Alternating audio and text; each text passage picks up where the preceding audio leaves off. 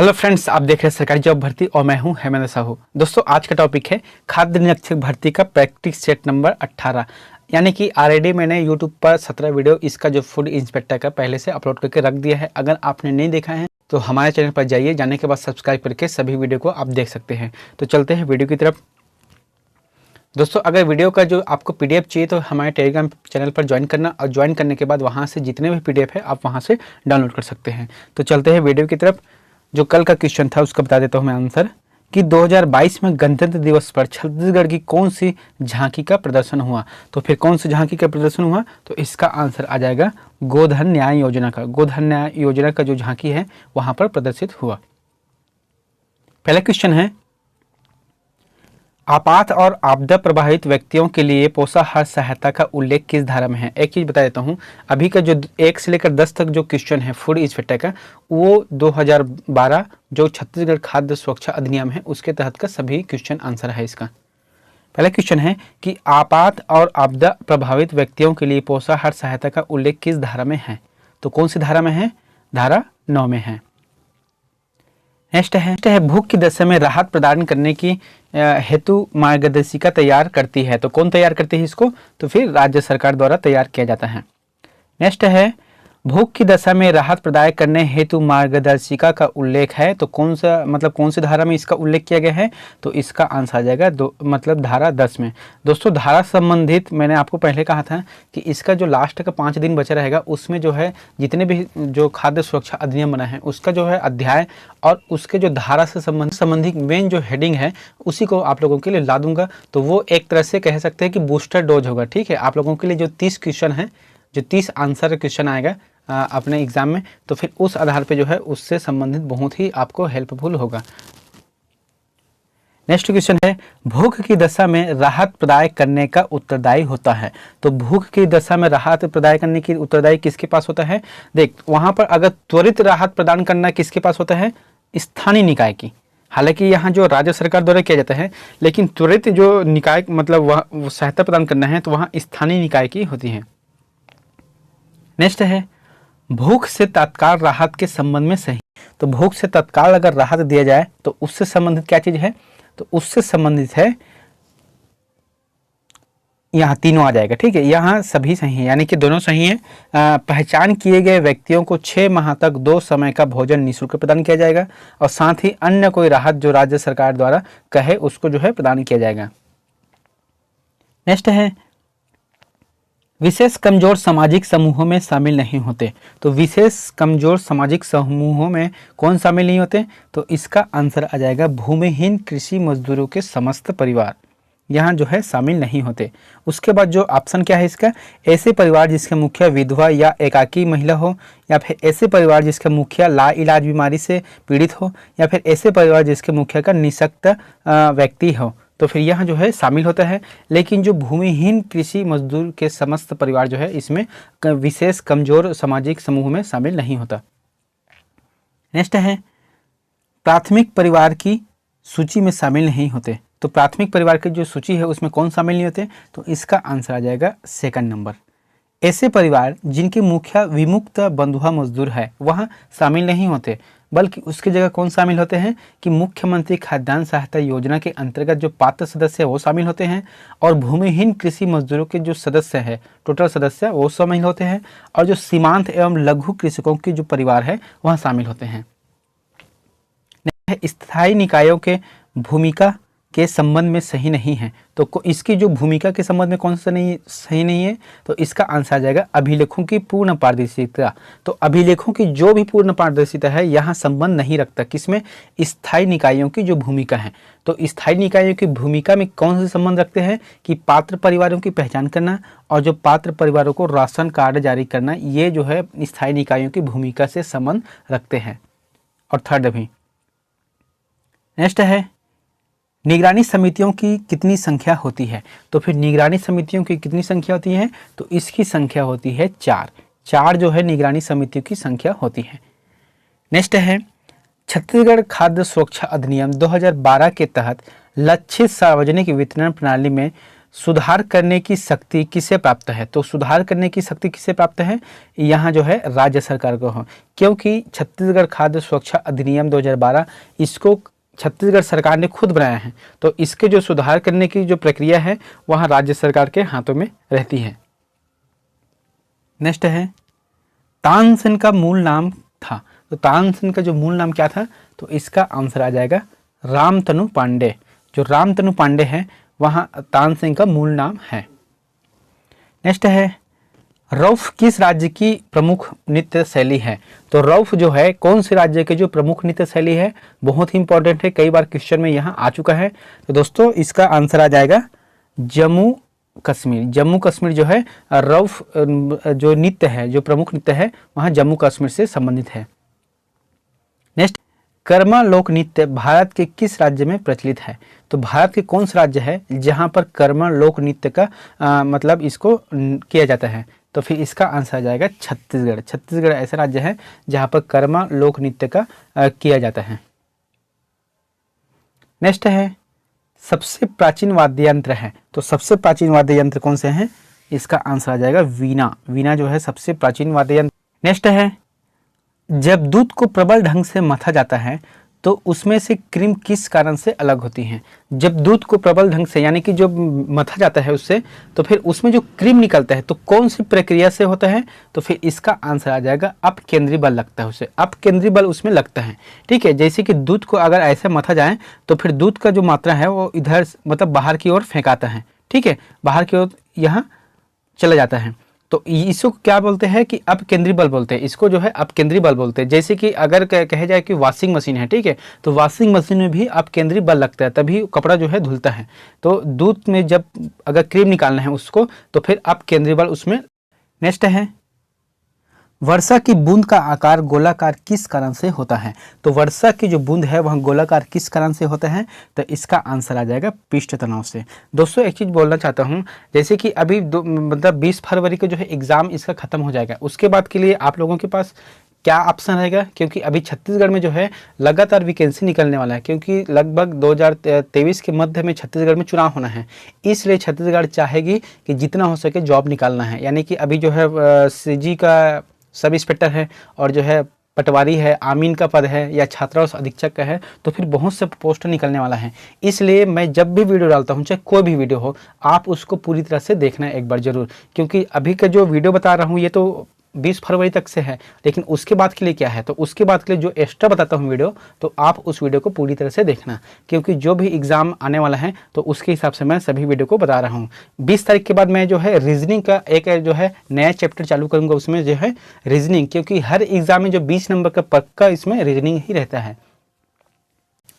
Next है भारत में one अनुसंधान संस्थान कहाँ स्थित है?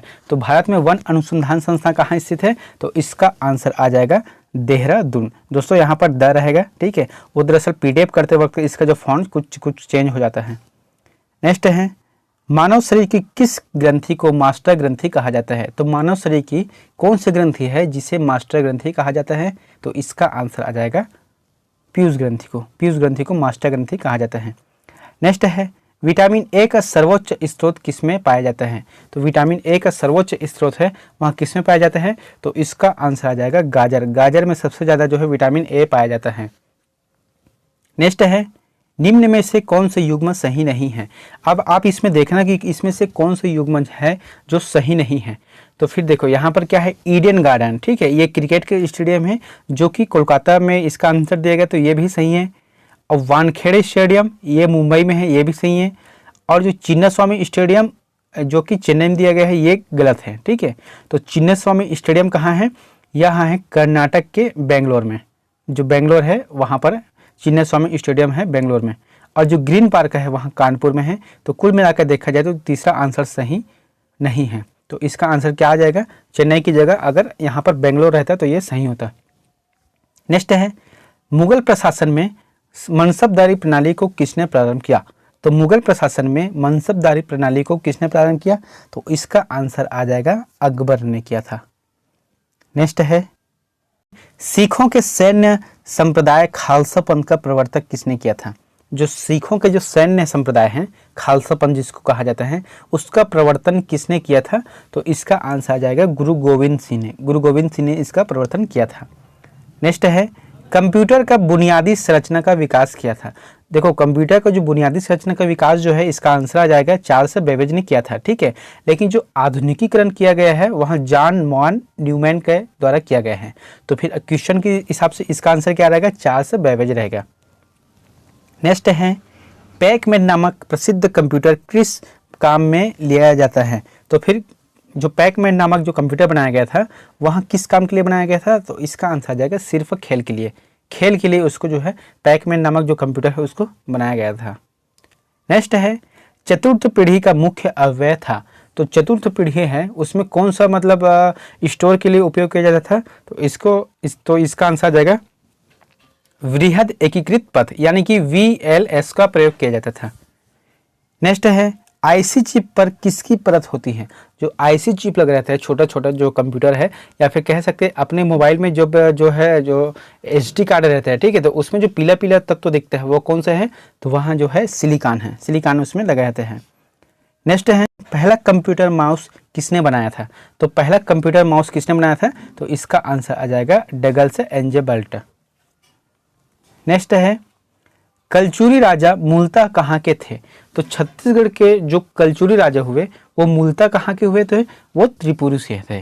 त्रिपुरी से उन्होंने शासन करना प्रारंभ किया था, ठीक है। तो फिर कलचुरी राजा जो अभी छत्तीसगढ़ में हुए तो वहाँ उसका जो मूलतः कहाँ के थे? त्रिपुरी से थे। नेक्स्ट है, कामावती नगरी आज किस नाम से जानी जाती है?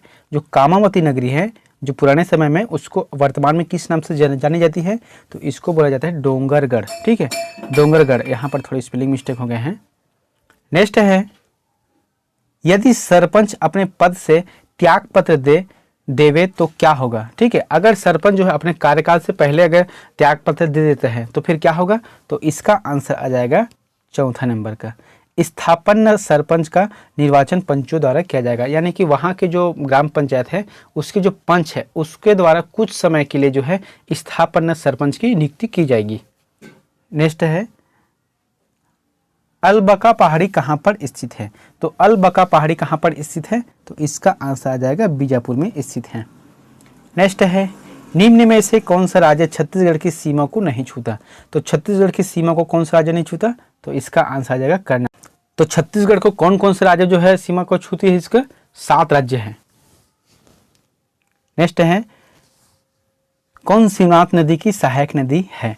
तो शिवनाथ नदी की सहायक नदी कौन सी है? तो इसका आंसर आ जाएगा खारू नदी जो है शिवनाथ नदी की सहायक नदी है। नेक्स्ट है, छत्तीसगढ़ के किस स्थान में 1983 में NTPC का कोयला आधारित विद्युत संयंत्र स्थापित किया था? यानी कि छत्तीसगढ़ में वह कौन से स्थान है जहां पर NTPC के द्वारा 1983 में कोयला आधारित विद्युत संयंत्र स्थापित किया था? तो इसका आंसर आ जाएगा कोरबा, कोरबा में किया था। नेक्स्ट है, छत्तीसगढ़ का औद्योगिक दृष्टि से सबसे विकसित जिला कौन सा है? तो औद्योगिक दृष्टि से छत्तीसगढ़ का सबसे विकसित जिला है दुर्ग है, दुर्ग। दुर्ग में सबसे अच्छा चीज क्या क्या है? यहाँ पर BSP है, भिलाई स्टील प्लांट है, जो कि द्वितीय पंचवर्षीय योजना के तहत यहाँ पर निर्माण किया गया था रूस की सहायता से। और वहाँ भिलाई स्टील प्लांट के पास में जो है मैत्री बाग गार्डन है, तो रूस और भारत की मित्रता का एक प्रतीक है। नेक्स्ट है, मादरी इनमें से किस जनजाति की नृत्य शैली है? तो मादरी जो है मुरिया जनजाति की एक नृत्य शैली है जो कि बहुत ही प्रचलित है। नेक्स्ट है, कोंडागांव इसलिए प्रसिद्ध है? तो कोंडागांव किस लिए प्रसिद्ध है? तो इसका आंसर आ जाएगा घड़वा शिल्प, घड़वा शिल्प के लिए जो है कोंडागांव जो है प्रसिद्ध है। नेक्स्ट है, बस्तर के दशहरा उत्सव की समाप्ति होती है। यानी कि देखो बस्तर में जो दशहरा उत्सव है 75 दिनों तक चलता है, उसके जो लास्ट का समापन है किसके माध्यम से समाप्ति होते हैं? तो मुरिया दरबार के माध्यम से समाप्ति होती है। यानी कि जो है वहाँ का जो राजा है उसके द्वारा एक दरबार लगाया जाता है, और दरबार लगाने के बाद उसी दरबार को बोलते हैं मुरिया दरबार, जिसके माध्यम से वहाँ पर जितने भी उपस्थित लोग रहते हैं उसको अभिनंदन करते हैं, ताकि उसका जो सहयोग प्रदान करते जो सहयोग प्रदान किया था उसके लिए आभार व्यक्त करते हैं। नेक्स्ट है, बाली पर्व कौन बनाते हैं? तो बाली पर्व जो कौन बनाते हैं? तो इसका आंसर आ जाएगा हलवा। हलवा जनजाति द्वारा जो है बाली पर्व मनाते हैं। नेक्स्ट है खलटोली शब्द का आशय है। तो खलटोली शब्द का आशय क्या है? तो यह जो होते हैं नारियल का जो कड़ा छिलका होता है, यानी कि जो नारियल का जो अंदर के भाग रहता है उसको खाने के लिए जो हम लोग निकालते हैं तो उसी को बोलते हैं खलटोली, जो हार्ड रहता है। इसका आंसर चौथा आ जाएगा। नेक्स्ट है तुरतुरिया क्यों प्रसिद्ध है? तो तुरतुरिया किस लिए प्रसिद्ध है? क्योंकि यहाँ पर जो है वाल्मीकि का आश्रम है, वाल्मीकि जी का आश्रम है। नेक्स्ट है 2021 में देवदास बंजारे स्मृति सम्मान किसे दिया गया? तो 2021 में देवदास बंजारे स्मृति सम्मान गौकरण दास बघेल को दिया गया था, गौकरण दास बघेल को दिया गया था। नेक्स्ट है हाल ही में सुरक्षित इंटरनेट दिवस कब मनाया गया? यहाँ पर तो कब मनाया गया हाल ही में जो है सुरक्षित इंटरनेट दिवस? तो इसका आंसर आ जाएगा 8 फरवरी को। 8 फरवरी को जो है सुरक्षित इंटरनेट दिवस मनाया जाता है। नेक्स्ट है हाल ही में जारी फोर्ब्स की रिपोर्ट के अनुसार एशिया के सबसे धनी व्यक्ति कौन बने? तो फिर एशिया के धनी व्यक्ति अभी कौन बने फोर्ब्स के रिपोर्ट के हिसाब से? तो इसका आंसर आ जाएगा गौतम अडानी। गौतम अडानी जो है एशिया के अभी सबसे धनी व्यक्ति बने। नेक्स्ट है दुनिया का सबसे ऊंचा अर्क ब्रिज कहाँ पर बनने जा रहा है? तो दुनिया का सबसे ऊंचा जो है अर्क ब्रिज कहाँ बनने जा रहा है? तो इसका आंसर आ जाएगा जम्मू कश्मीर में। नेक्स्ट है छत्तीसगढ़ में 2021-22 के लिए धान खरीदी कुल कितनी हुई? तो इसका आंसर आ जाएगा 98 lakh metric ton. 98 lakh metric ton जो है इस बार 2021-22 में धान का खरीदी हुआ। और जो पिछली बार है यानी कि 2020 और 21 में जो है कितना हुआ था? 84% के आसपास हुआ था, 84 लाख मीट्रिक टन के आसपास हुआ था। लेकिन जो इस बार बढ़कर कितना हुआ? 98 लाख मीट्रिक टन हुआ। नेक्स्ट है 2022 में इसरो के अध्यक्ष किसे नियुक्त किए गए हैं? तो फिर 2022 में जो है इसरो के नए अध्यक्ष रूप में किसे नियुक्त किए गए हैं? तो इसको जो इसका आंसर आ जाएगा एस सोमनाथ, श्री एस सोमनाथ को नियुक्त किए गए हैं। नेक्स्ट है मुख्यमंत्री सस्ती दवा योजना का नाम बदलकर क्या रखा गया है? तो मुख्यमंत्री सस्ती दवा योजना का नाम बदलकर क्या रखा गया है? इसका आंसर आ जाएगा श्री धन्वंतरी योजना। श्री धन्वंतरी योजना के तहत इसको जो है लागू किया गया है और यह योजना जो है शहरी क्षेत्रों में जो है लागू है अभी। नेक्स्ट है पिछले 2 साल में छत्तीसगढ़ में कितने प्रतिशत पर वन क्षेत्र, यानी कि कह सकते हैं कि पिछले 2 साल में जो है छत्तीसगढ़ में कितना जो क्षेत्रफल है वहाँ बढ़ा है वन का? तो इसका आंसर आ जाएगा 106 वर्ग किलोमीटर। 106 वर्ग किलोमीटर जो है पिछले 2 साल में छत्तीसगढ़ में वन क्षेत्रफल का दायरा बढ़ा हुआ है। नेक्स्ट है आपके लिए प्रश्न है गड़िया पहाड़ किस जिले में स्थित है? प्रश्न एक बार सुन लो कि गड़िया पहाड़ किस जिले में स्थित है? तो इसका आंसर आ जाएगा कांकेर में, सेकंड है नारायणपुर, थर्ड है कोरिया और चौथा है बीजापुर। तो फिर इन चारों में जो भी ऑप्शन आपको सही लगता है तो इसका आंसर हमें कमेंट बॉक्स पर जाकर जरूर कमेंट करें। दोस्तों वीडियो कैसा लगा हमें कमेंट करके जरूर बताएं। अगर नए हो तो हमारे चैनल को सब्सक्राइब करके बेल आइकन को जरूर दबा दें। अब इसका PDF चाहिए तो फिर टेलीग्राम चैनल को ज्वाइन करके वहाँ से PDF डाउनलोड कर सकते हो। मिलते हैं नेक्स्ट वीडियो में। Thank you.